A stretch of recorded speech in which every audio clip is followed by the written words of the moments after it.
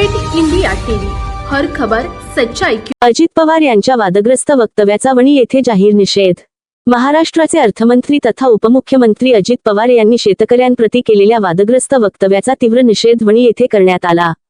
अखिल भारतीय किसान सभा, शेतकरी संघटना आणि संभाजी ब्रिगेड यांच्या संयुक्त विद्यमाने हा आंदोलनात्मक कार्यक्रम छत्रपती शिवाजी महाराजांच्या पुतळ्याजवळ दिनांक 3 नोव्हेंबर रोजी दुपारी 1 वाजता पार पडला।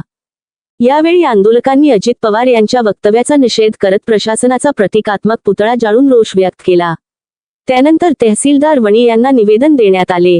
या निषेध आंदोलनात अखिल भारतीय किसान सभा, शेतकरी संघटना व संभाजी ब्रिगेडचे नेते, पदाधिकारी, कार्यकर्ते तसेच परिसरातील शेतकरी बांधव मोठ्या संख्येने उपस्थित होते।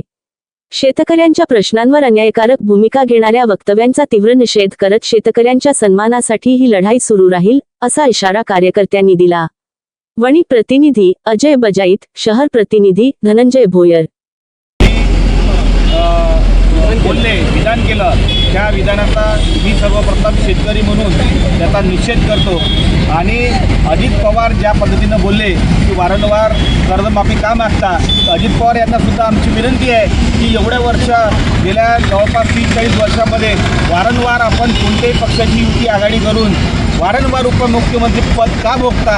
आणि आम्हाला याच्यापूर्वी ज्या काही कर्जमाफी झाल्या, अनेक शेतकऱ्यांना त्या कर्जमाफीचा लाभसुद्धा झाला नाही, परंतु यावेळेस शासनाच्या उदासीन धोरणामुळं आणि निसर्गाच्या प्रकोपामुळं शेतकरी लयलाटीत गेलेला आहे। म्हणून आम्ही शेतकऱ्यांची आर्थिक परिस्थिती सुधारली पाहिजे, शेतकऱ्यांना मानसन्मानाने भविष्यात जगता आलं पाहिजे, म्हणून ही कर्जमाफी मागितली।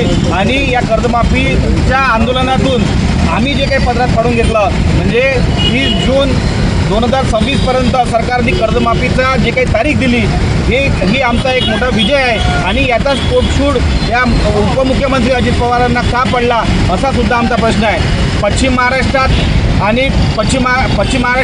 ऊस आणि कापसाच्या कारखाने, कापूस सूतगिरणीचे कारखाने जास्ती आहे, आणि या कारखान्यांना वारंवार का तुम्ही कर्जमाफी करता, हा सुद्धा आमचा प्रश्न आहे। शेतकऱ्यांना प्रत्यक्षात कर्जमाफी द्यायची नाही, आणि ऊस कारखानदारांना आणि कापूस ज्या सूतगिरण्या आहे त्यांना वारंवार कर्जमाफी द्यायची, पण शेतकऱ्यांना द्यायची नाही। याचा तुमचा हेतू काय, हा सुद्धा आम्हाला आज समजून आलेला आहे। आज राज्यातला शेतकरी मेटाकुटी झालेला आहे, आणि भविष्यात शेतकऱ्यांची परिस्थिती याच्यापेक्षा बळकट व्हावी या दृष्टिकोनातून शेतकऱ्यांच्या ज्या काही संघटना आहे, प्रहार संघटना असतील, शेतकरी संघटना असेल, कम्युनिस्ट पक्ष असेल, इतर सर्व शेतकरी संघटना एकजूट होत, सर्व शेतकरी एकजूट होत हा लढा उभा करून आपल्या पदरात काहीतरी पाडण्याचा प्रयत्न आहे। आणि या पदरात पाडत असताना अजित पवारसारख्या उपमुख्यमंत्र्यांना नाक फुटण्याचं काही काम नाही, असं सुद्धा या निमित्तानं आम्हाला म्हणायचं आहे। संवादात हे देवेंद्र फडणवीस